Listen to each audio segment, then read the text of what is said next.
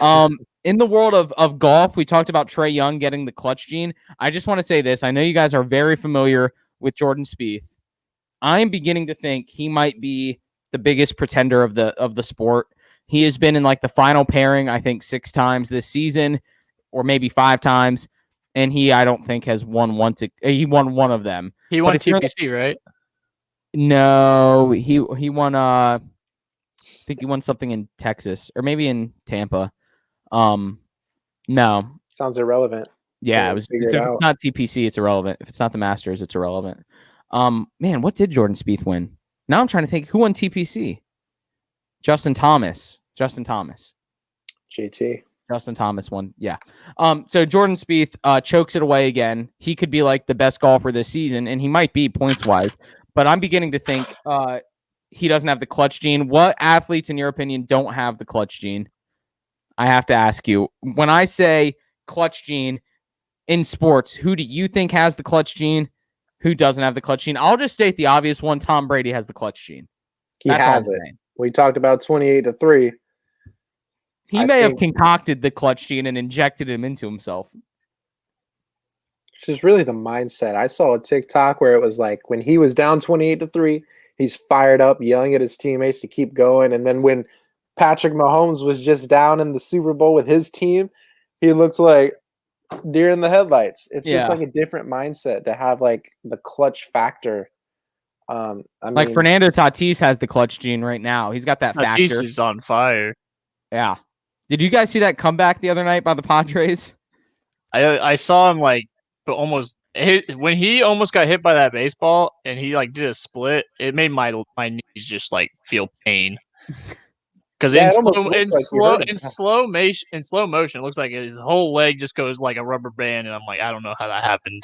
Oh God, hey, honestly, baseball players are some of the most flexible players in sports.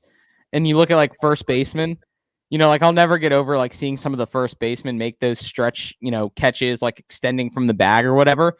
But it's like absurd what they can do. But yeah, Fernando Tatis, Padres were down like 7-2. I'm pretty sure 2-run homer in the 8th. And then Tatis game-tying home run in the 9th. And then I think it was Will Myers hit a walk-off in the 10th or something like that. But he's got the clutch gene. But Jordan Spieth does not. And Luke, what about Bryson and Brooks? We're talking golf. Give us your take on the Bryson DeChambeau Brooks Koepka beef. I want to just hear what your thoughts are. So I don't know what your view on Bryson DeChambeau is. I personally, as a very amateur golfer, and all my lessons have been through you, but as any amateur golfer does, they go up to the tee box, they grip the driver, and they just try and hit bombs, and that's what Bryson DeChambeau does. So I personally like the guy. Now, I don't really know too much why he doesn't like him. Maybe you have more information on that, but yeah. I just think it's kind of a funny thing of how these players just like, you don't really see it in golf too much where like players are like, oh no, this guy's coming around, or like so much beef, and I love it.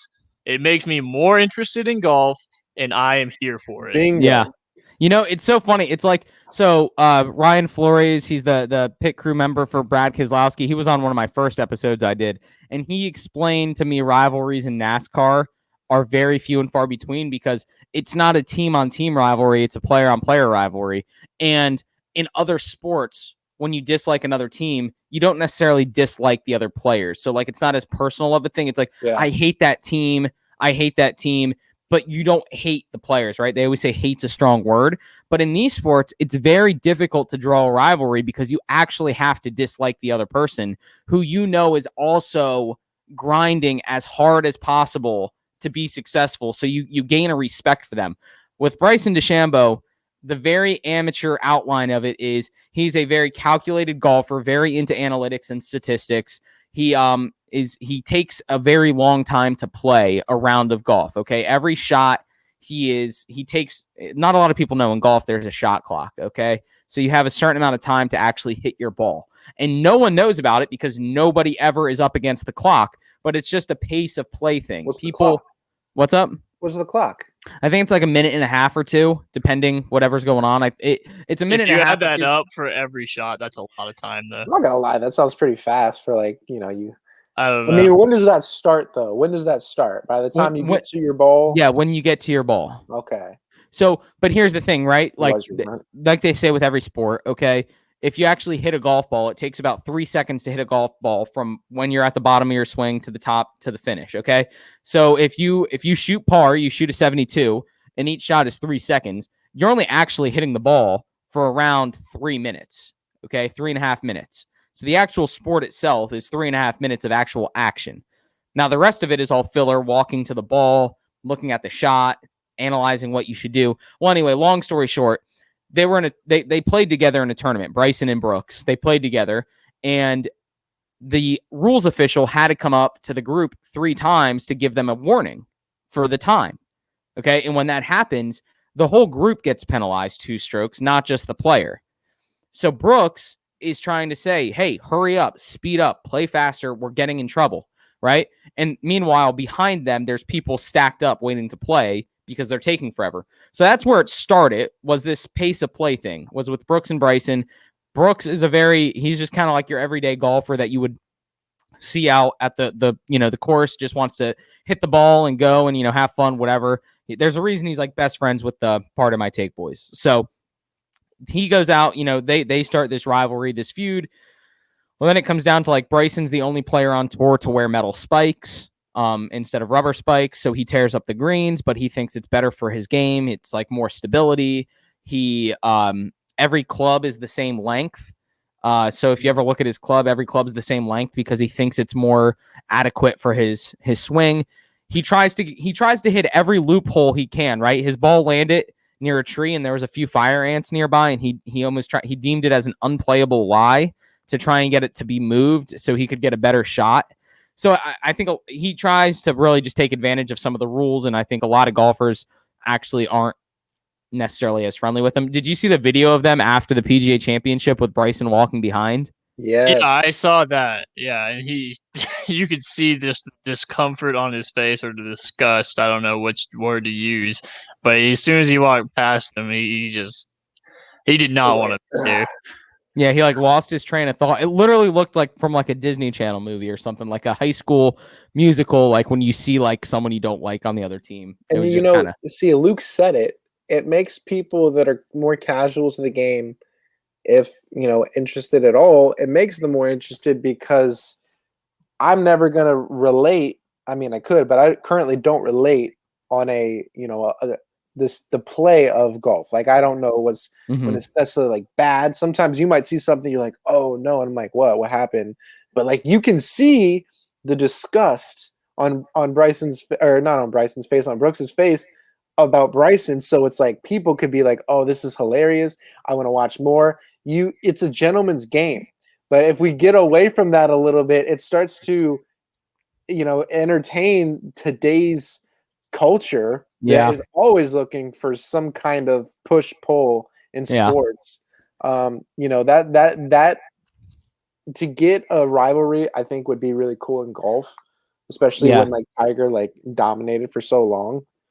Well, and I think so, like Tiger and Phil Mickelson, that was the biggest rivalry for about 15 years in the sport. And feel kind of bad for Phil Mickelson. As much as I love Tiger, if you took Tiger out of the world of golf for those 15 years, Phil Mickelson would have been the most dominant golfer for those 15 years. So we would be viewing Phil Mickelson the same way, not the same way, I wouldn't say. He wouldn't have been as dominant as Tiger, but Phil lost a lot of tournaments because of the dominance of Tiger Woods. We'll just say that. He lost a lot of endorsements. He lost a lot of money because of Tiger Woods. So it's great to see Phil kind of coming back and being successful. And I know the feud between him and Tiger is not nearly what it used to be. They support each other now. I think they respect that they're both the age they are still playing. But I think you're spot on. I think the sport needs these type of rivalries, because here's the deal.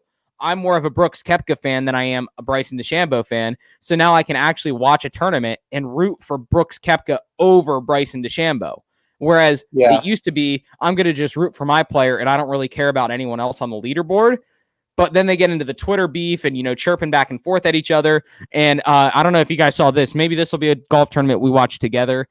Phil Mickelson and Tom Brady are playing against Bryson and Aaron Rodgers. Aaron Rodgers. And Tom Brady's already talking shit. I don't know if you guys have seen that on Twitter. He's already out. He's like, I'm honored to be able to play with like a 7-time major champion and Phil Mickelson. I'm looking forward to going up against a TV game show host and a top 10 major finisher in Bryson DeChambeau, like just taking shots after shot. So that's what you need. That's what you need in something like golf. You need some excitement, and not to cut you off from that topic, but right behind you on your screen, you just had the UFC, and it made me think. I got into watching the UFC for one person and one person only, and it was Conor McGregor.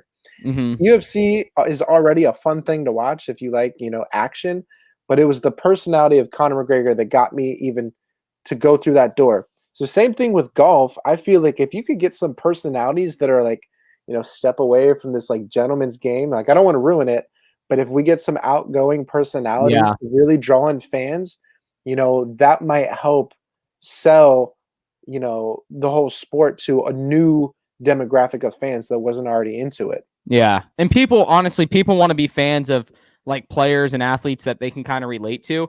And John Daly was like the fan favorite for such a long time because he was just this overweight guy that would show up smoking cigs and drinking beer the night before. And there's some really funny John Daly stories, but that kind of like personality, people can like rally behind, people love it, and people show up for it. So it'll be fun to see that rivalry between Brooks and Bryson kind of blossom a little bit.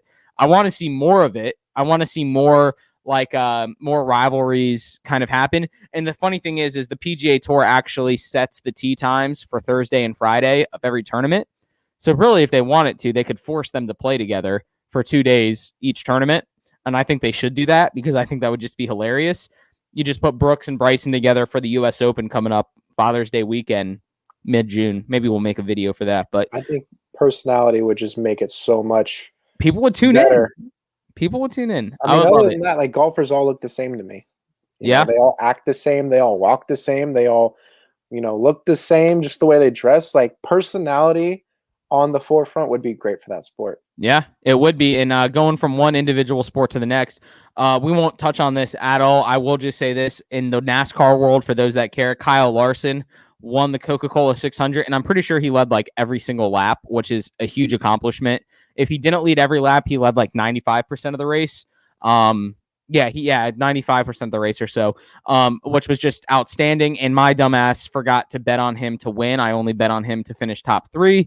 So I did not get the payout that I was looking for. During the whole race, I'm thinking, okay, I bet on this guy to win. This is great. And then I look at my bet slip and I'm like, wait a minute.